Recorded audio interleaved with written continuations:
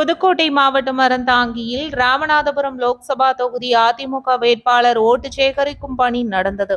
ஓட்டு சேகரிக்கும் பணிக்கு மாவட்ட செயலாளர் வைரமுத்து தலைமை வகித்தார். முன்னாள் சுகாதாரத்துறை அமைச்சர் விஜயபாஸ்கர், முன்னாள் மாவட்ட செயலாளர் ஆணிமுத்து, முன்னாள் எம்எல்ஏ ராஜநாயகம், ஒன்றிய செயலாளர் பெரியசாமி, கூத்தையா, சுப்பிரமணியன் ஆகியோர் முன்னிலை வகித்தனர்.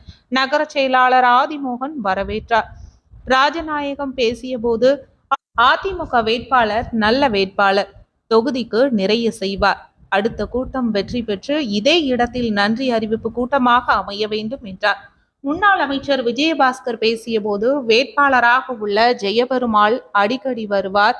அதிமுக ஆட்சியில் நாம் பிரச்சாரம் செய்யும் இடத்தில் உள்ள இந்த பள்ளிக்கு என்னென்ன மாணவர்களுக்கு செய்தோம் அது மக்களுக்கு தெரியும். மீண்டும் நல்ல திட்டங்களான லேப்டாப் திட்டம், தாலிக்கு தங்கம், ஸ்கூட்டி திட்டங்கள் செயல்படுத்தவும், மின் கட்டணத்தை குறைக்கவும், சொத்து வரி உயர்வினை குறைக்கவும் அதிமுகவிற்கு ஓட்டு போடுங்கள் என்றார்.